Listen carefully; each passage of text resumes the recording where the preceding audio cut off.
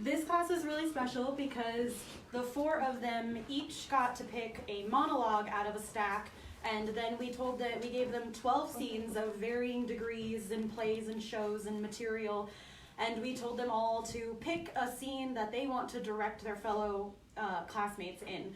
So thus we have the showcase that you're going to see today. We did give them different range of hardness or like easy material, and they all picked things that were a little bit more challenging and hard. And so some subject matter, they came and asked us, and we're like, well, we kind of really want to do something that we're never going to be able to do outside of this class. We're not going to get cast as this, or we're not going to be doing this for various reasons, so bear with us. We're all learning, so if you see something that's a little, they really wanted to be challenged, and we wanted to create a safe environment for them to be challenged. Greg is the studio owner, and he would normally be here tonight, but he is in Washington, D.C. / New York filming little movies, so he sends his love and regards, and hope to see you guys at the Business of the Business class or the Creating Killer Characters on Camera workshop that we're coming up next. Our next our junior high school class is Feelin' Disney, a Mousical review, which will be in this New Year, spring-ish. So hope to see all of these kids here again, singing and dancing, and enjoy the show.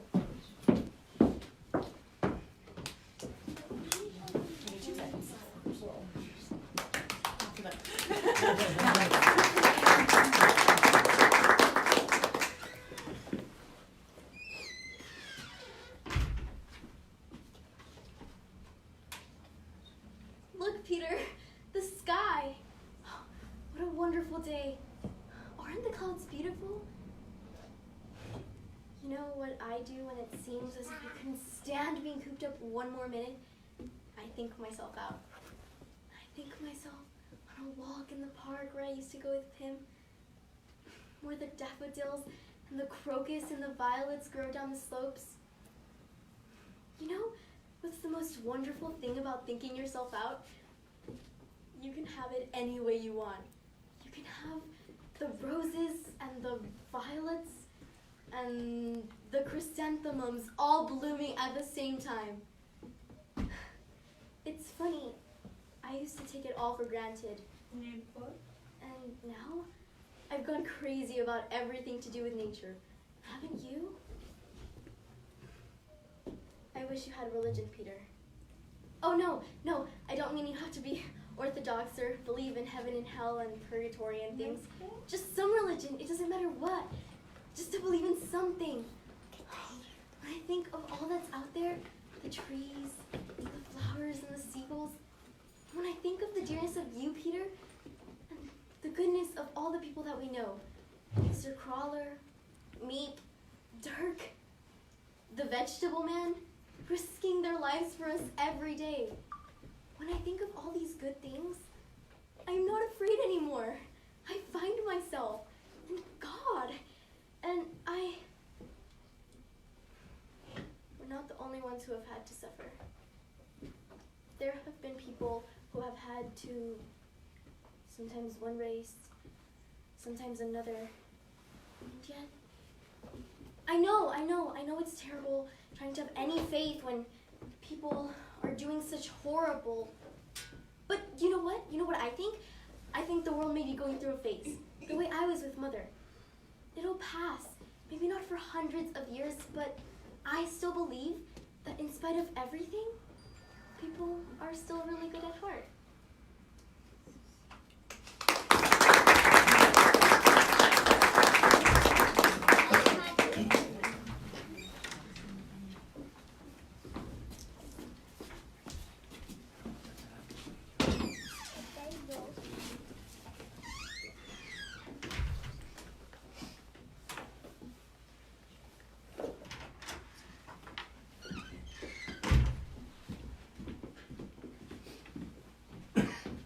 Awful? Aren't they impossible, treating us as if we're still in the nursery? Don't let it bother you. It doesn't bother me. I suppose you can't really blame them. When I think back to what they're like at our age, they don't realize how much more evolved we are. When I think about the discussions we've had. Oh, I forgot, I was going to bring you some more pictures. Oh, these are fine. Thanks. Are you sure? You just brought me some new ones. Maybe later. got this one. I bet Jaffia could eat 5 ice cream cones. We'd all been playing ping pong. We used to have heavenly times. We finished up with ice cream at the Delphi or the Oasis, where Jews are allowed. I would like to go back there for a couple of days or a week, but after that, I know I'd be bored to death. I think about life more seriously now. I want to be a journalist. Or something. What do you want to do? I don't know. I thought I might go off someplace. Work on a farm or something. Some job that doesn't require too much brains. You have the world's most awful inferiority complex. I know I'm not smart. That's not true. You're way better than I am in dozens of things. Arithmetic, algebra. Well, you're a million times better than I am in algebra. You like Margot, don't you? Right from the start you did. Oh, I don't know. It's alright, everyone likes her. She's so beautiful and sweet and smart, and I'm not. I don't agree at all. I think you're pretty. Not true. I know I'm not pretty. I never have been. I never shall be. And another thing, you've changed from at first, I mean. I have? Well, I used to think you were awfully noisy. And how have I changed now, Peter? Well, you're quieter. I'm glad you don't hate me. I never said that. I bet when you get out of here, you're never going to think of me again. You're going to say to your friends, now what did I ever see in that Mrs. Quack Quack anyhow? I don't have any friends. That's not true, Peter. Everyone has friends. Not me. I don't want any. I go along all right without them. Does that mean you can go along without me? I think of myself as your friend. Well, if they were all like you, it'd be different. Peter, did you ever kiss a girl? Yes. Once. Was she pretty? That picture's crooked. Huh? The girl that you kissed. I don't know. I was blindfolded. One of those kissing games. It was at a party. I suppose that doesn't really count then, does it? It didn't with me. I've been kissed twice. Once by a man I never met before, picked me off the ice when I was crying and kissed me on the cheek. The other was Mr. Coffee's, one of Father's friends, kissed me on the hand. Do you think those counted? I wouldn't say so. I know for certain that Margot would never kiss anyone unless she was engaged to them. And I'm for sure that Mother never touched a man before Pim. But I don't know. The world's so different now, with the world falling around our ears, and you just think, I don't know. What do you think? I suppose it depends on the girl. Some girls, anything they do is wrong.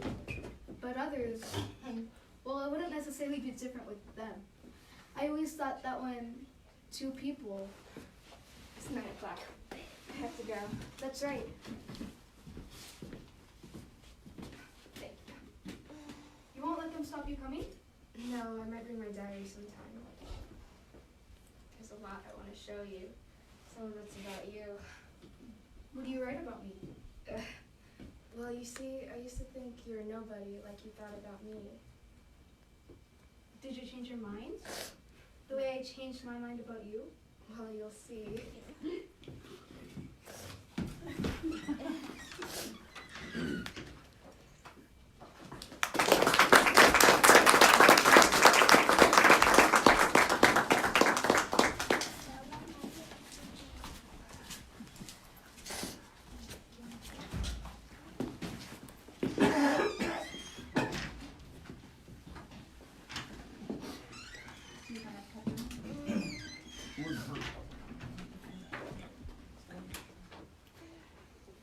He told me to look at my hand, for a part of it came from a star that exploded too long ago to imagine.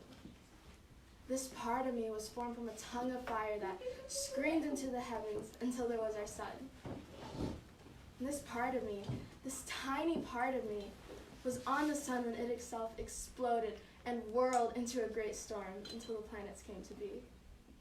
And perhaps this part of me got lost in a fern and it was crushed and covered until it was coal. And then it was a diamond. It must have been a diamond as beautiful as the star from which it had first come.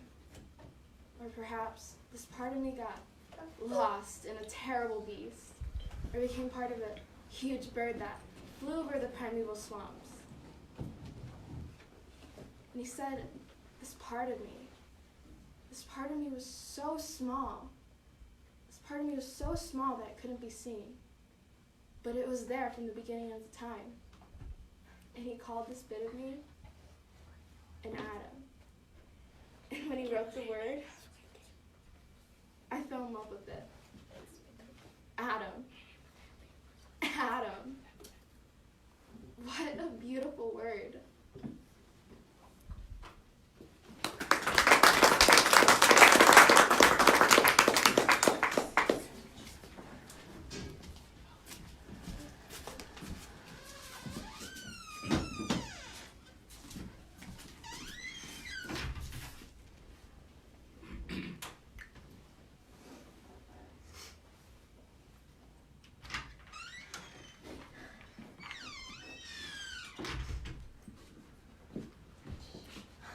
Aren't you well?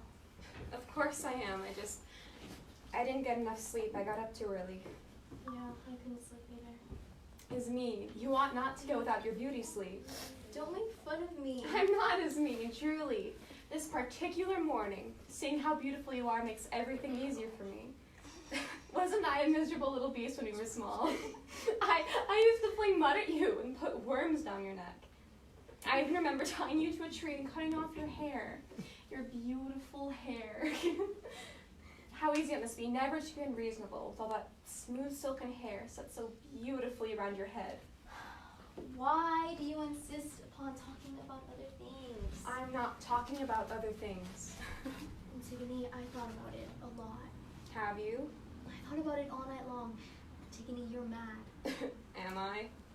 We cannot do it. Why not? Creon will have us put to death. Well, of course he will. That's what he's here for. He will do what he has to do, and we will do what we have to do. Creon is bound to put us to death, and we are bound to go out and bury our brother. That's the way it is. What do you think we can do to change that? I don't want to die. I'd prefer not to die myself. Listen to me, Antigone. I thought about it all night long. I'm older than you are. I think things out, and you don't. You are impulsive. You get a notion in your head and you jump up, do the thing straight out. Whereas I think things out. Sometimes it's better not to think too much. I don't agree with you. I know it's horrible, and I pity Polyneices just as much as you do, but all the same, I sort of see what Uncle Creon means. Well, I don't want to sort of see anything. Uncle Creon is the king. He has to set an example. But I'm not the king. I don't have to set people examples. Little Antigone gets a notion in her head, the nasty brat, the willful, wicked girl, and they lock her in the cellar, or they put her in a corner all day, and she deserves it. She shouldn't have disobeyed. There you go, frowning, glowering, wanting your own stubborn way in everything. Antigone, I'm right oftener than you are. I don't want to be right. At least you can try to understand. Understand? The first word I heard out of any of you was the word understand. Why didn't I understand not to play with water? Cold, black, beautiful flowing water, because I'd spill it all over the palace tiles. Or with earth, because earth dirties a little girl's frock. Or why didn't I understand that nice children don't eat out of every dish at once, or give everything they have in their pockets to beggars, or run in the wind so fast that they fall down, or ask for a drink when they're perspiring, or want to go swimming when it's either too early or too late to go swimming, merely because they happen to feel like it. Understand. I don't want to understand. There'll be time enough to understand when I'm old. If ever I am old, but not now. Antigone, he is stronger than we are. He's the king. The whole city is with him. Thousands and thousands of them swarming through all the streets of Thebes. I'm not listening to you. His mob will come running, howling as it runs. 1,000 arms will seize our arms. 1,000 breaths will breathe into our faces. Like one single pair of eyes, 1,000 eyes will stare at us. We'll be driven in a tumbril through their hatred, through the smell of them and their cruel roaring laughter. We'll be dragged into the scaffold for torture, surrounded by guards with their idiot faces all bloated and their hands clean washed for the sacrifice, and their beefy eyes squinting as they stare at us. We'll know that no shrieking and no begging will make them understand that we want to live. For they are like slaves who do exactly as they've been told without caring about right or wrong. We will suffer. We will feel the pain rising in us until it becomes so unbearable that we know it must stop, but it won't stop. It will keep on rising and rising like a screaming voice. I can't, Antigone. How well you've thought it all out. I thought about it all night long, didn't you? Yes, I did. I'm an awful coward, Antigone. So am I, but what has that got to do with anything? But Antigone, don't you want to go on living? Go on living. Who was it that was always first out of bed because nothing but infinite weariness could pry her from the lingering night, and who was last to bed because she loved the touch of cold morning air on her bare skin, and who wept when she was little because there were too many grasses in the meadow, too many creatures in the field for her to know and to touch them all? Darling little sister. No, for heaven's sake, don't paw me. Don't let us start sniveling. You say you thought it all out. The howling mob, the torture, the fear of death. They've made up your mind for you, is that it? Yes. All right. It's as good as an excuse as any. Antigone, be sensible. It's all very well for men to believe in ideas and die for them, but you are a girl. Don't I know I'm a girl? Haven't I spent my entire life cursing the fact that I was a girl? Antigone, you have everything in life to make you happy. You're gonna be married. You're young. You're beautiful. I'm not beautiful. Yes, you are. Not the way other girls are. It's always you that the little boys turn to look back at when they cross us in the street. The little girls stop talking and they stare at you until we turn a corner. Little boys and little girls. And what about Haman? I shall see Haman this morning. I'll take care of Haman. You know, you always said I was mad. It didn't matter how little I was or what I wanted to do.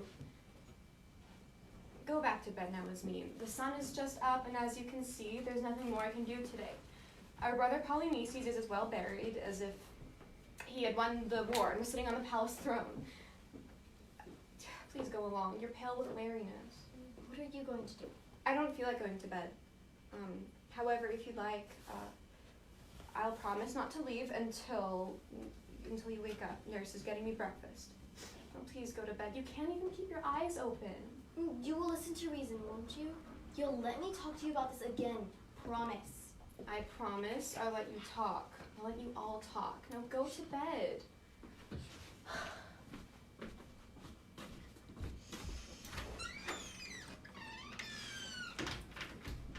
Poor Ismene. I can't sleep. I know, I'm terrified. I'm so scared that even though it is daylight, you're still gonna try to bury Polynices. Antigone, little sister, we all want to make you happy. Haman, the nurse, I, and Puff, whom you love. We love you. We are alive. We need you. And you remember what Polynices is like? He was our brother, of course, but he's dead. And he never loved you. He was a bad brother. He was the enemy in the house. You okay? Never thought of you? Why should you think of him? What if his soul does have to wander through endless time without rest or peace? Antigone, don't try to do anything beyond your strength.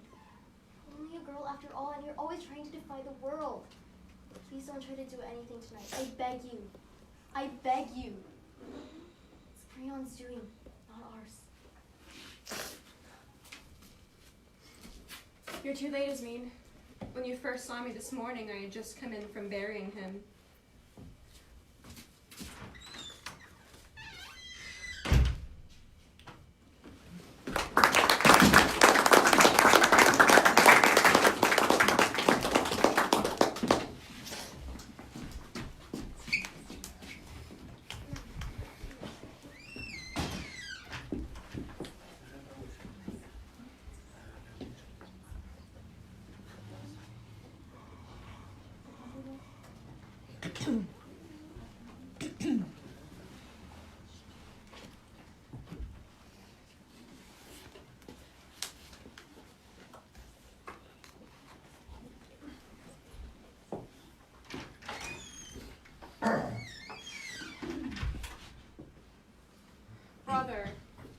always want to talk about the past.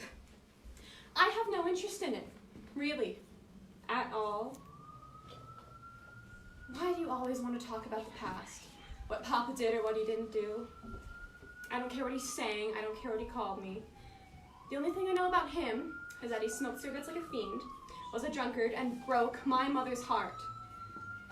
And then he died and left her penniless to go out into the world to work and support 2 children. Well, she supported me. And she's the only one I want to talk about right now, except for Mr. Davenport, who's been much more to me than a real father ever could have been. What's the matter with you? Why have you turned your face away? You're jealous. You're jealous. You should be ashamed of yourself for allowing yourself to be jealous of me. You know, that's the Robideau disposition, Mama says. Jealousy, spitefulness, vindictiveness. I don't have an ounce of it, thank God. And if I thought I did, I'd jump off the highest building in Houston and kill myself. Because that kind of disposition makes you miserable, Mama said. But she doesn't have to tell me that. I see it every time I meet Minnie Robideau, who teaches school now here in Houston. No matter where she sees me or who I'm with, she stops me and she begins this perfect tirade about what she says is her family side of the story. I don't want to hear your family side of anything, I say. They're your family too, she says. Not mine, I say. No, my mother and Mr. Davenport are my family, and I won't have any other. You and your family mooched off her and my father and drove him to drink. So don't come around here and ask me questions about my father anymore. The only thing I know about him is that he died and left us all alone in this world. Of course, I hope you're happy now. I was feeling so happy and so joyful, and you had to spoil all my wonderful feelings by asking me questions about things I don't want to think about. That's why I love Will. You know, he only talks about the future, what he's going to do with his life, what he's going to accomplish. He doesn't sit around and talk and wonder why this happened or why that happened or what happened when we were 5 years old and when we were 7 years old. You know, I've never heard him mention his mother or father or childhood once. And he's had just as difficult a time as we had. Are you going to lie on that couch forever, brother? You'll never get your strength back lying around on that couch, Mr. Davenport says, and I agree with him. Never. You should make yourself get dressed now and start walking around the block at least. Why are you so sad, brother? Why are you always so sad? It's not fair. Turn around and look at me. I can't help it if I have a happy disposition and you don't. Mama said you were never happy, even as a child. I was born with a sweet, loving, happy disposition. Oh, brother, let's be close. I want to be close with my brother, and I feel that we aren't. I must tell you, we aren't as close as brother and sister should be. I should be able to go to you with my troubles, and I just feel like I can't do that. I want to be close with you, brother.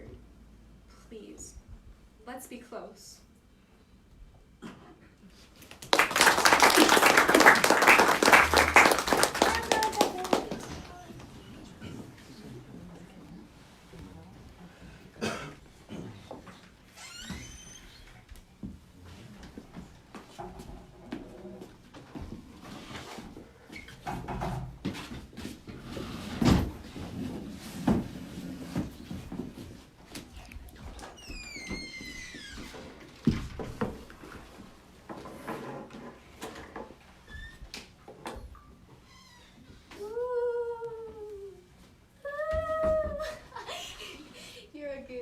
Well, who likes to hear funny noises in the middle of the night?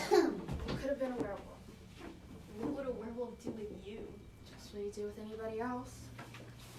Isn't it funny about school? What's funny about it? Don't act like you come home every night. Maybe I can from now on. Maybe I'm never going back. Am I going back? I don't want to stay at home. What will you give to him? Nothing. I'll just ask my mother.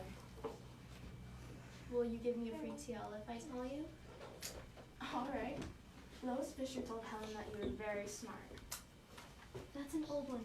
I won't take it. You gotta take it. Nope. You don't know anything anyways. I know what I heard. And I heard that my grandma phoned your mom in New York $5.85 to come and get you right away. You're gonna have to spend the night here. I wish Evelyn could come instead of you. What happened? Peggy and Helen and Evelyn and Lois all went home tonight too. Do you think somebody's got the secret measles or something? No? Do you know what it is? How'd you find out? You're just pretending like you know everything. You don't know anything. Never mind. I think curiosity is very unladylike anyhow. I have no concern with any of your silly secrets. None at all. What did you say? I didn't say a thing. But suppose I may have said that you told me that you were not. And on what? The secret. Suppose that I may have said that you told me about it. But Mary Telford, I didn't do such a thing. I didn't say anything. Did you tell your grandmother such a thing? Maybe.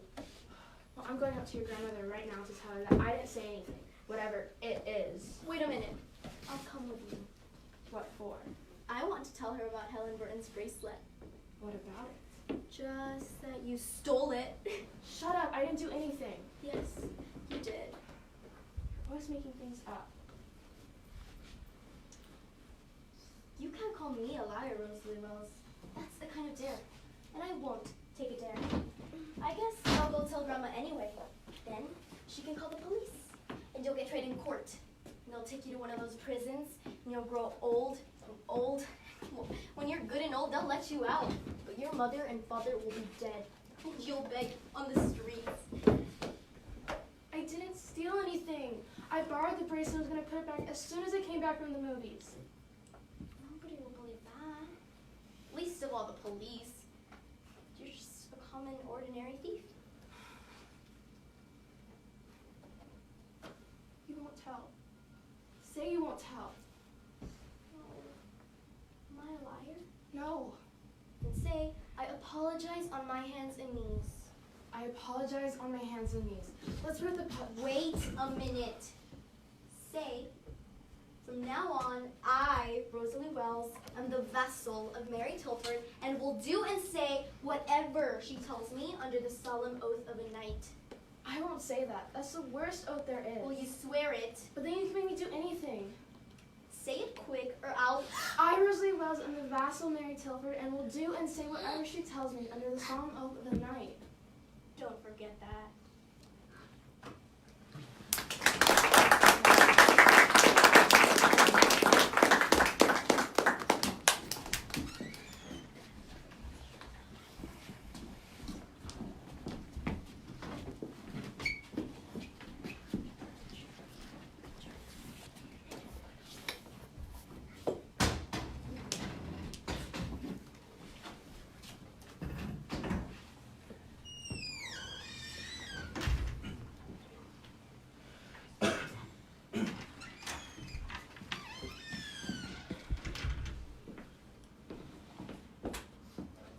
My mother's turtlenecks.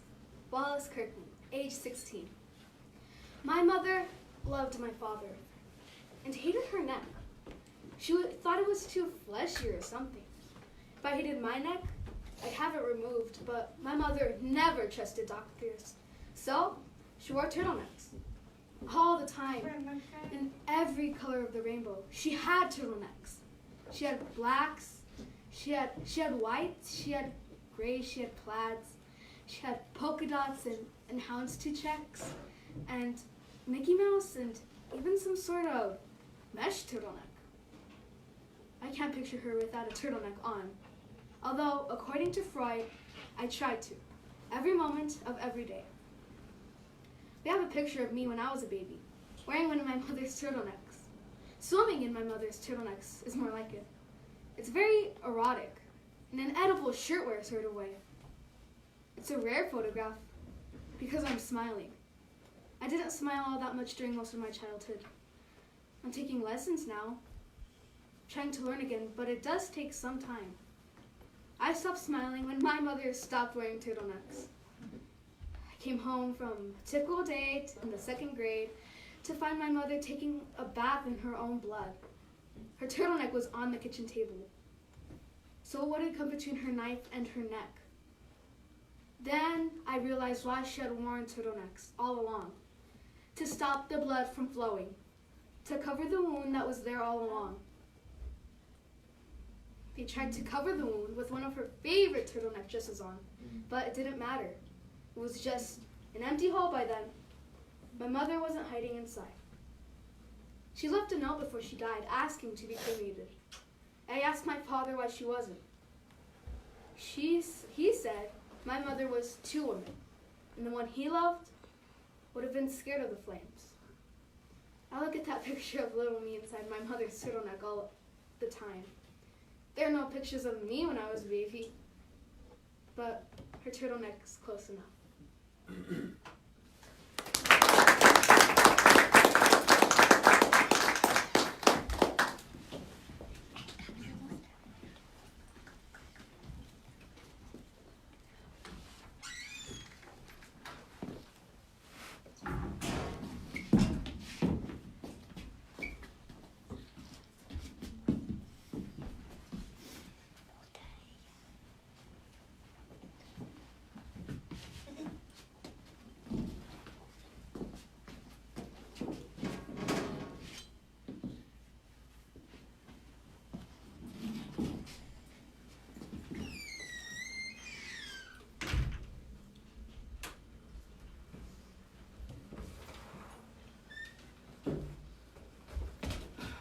Where do you come from? And where are you going? You see, I've lost my way. Your way? I'm afraid I don't know what you mean by your way. All the ways about here belong to me. And curtsy while you're thinking of what to say. It saves time. I'll try it next time when I go home. I'm a little late for dinner. It's time for you to answer now. Now open your mouth a little wider when you speak and always say, Your Majesty. I only wanted to see if the garden was like, Your Majesty. Oh, that's right, though. When you say garden, I've seen gardens compared with which this would be a wilderness. I thought I'd try to find my way to the top of that hill. A hill? I could show you hills, compared with which that would be a valley. No, I shouldn't. A valley can't be a hill. You know, that'd be nonsense. You call it nonsense, if you like, but I've heard nonsense, compared with which that would be as sensible as a dictionary. I declare, it's marked out like a great chessboard. It's this great big game of chess that's being played all over the world. If this is the world at all, you know. I would love to join. I wouldn't mind being a pawn, if only I might join. But I would want to be a queen best. Oh, that's easily managed. You can play the white queen's pawn, if you'd like, as Lily's too young to play, and you're in the 2nd square to begin with. When you get to the 8th square, you shall be a queen. Now, faster, faster. Come on, faster. Are we going anywhere? Oh, of course we are. Faster now, faster, and don't try to talk. I wonder if all these things move along with us. Faster, don't try to talk, faster. Why, I believe we've been under this tree the entire time. Well, of course we have, but you have it. And you may rest a little now. Well, in our country, you generally get somewhere else if you ran very long for as long as we've been doing. A slow sort of country. Now, here, you see, it takes all the running you can do to stay in one place. If you want to go somewhere else, you must run at least twice as fast as that. I'd rather not try. I'm just quite content staying here. I'm so hot and thirsty. Oh, I know what you'd like. Please, have a biscuit. Now, while you're refreshing yourself, I'll just take the measurements. Let's see, at the end of 2 yards, have another biscuit. No, thank you. One's quite enough. Thirst quenched, I hope. Now let's see, at the end of 3 yards, I shall repeat them for fear of your forgetting them. And at the end of 4, I shall say goodbye, and at the end of 5, I shall go. A pawn goes 2 squares in its first move, as you already know. So you'll go very quickly through the 3rd square, By railway, I should think. Oh, and that square belongs to Tweedledum and Tweedledee, and the 6th is mostly water, and the 7th belongs to Humpty Dumpty, but you make no remark? I didn't know I had to. You should have said, "It's extremely kind of you to tell me all this." Though, we'll suppose it's said. Now, the 7th square is all forest, but one of the knights will show you the way. And, well, you know, by the 8th square we shall be queens together, and it's all feasting and fun. Now, do speak in French when you can't think of the English for a thing. Turn out your toes when you talk. And remember who you are. She can run very fast. Goodbye.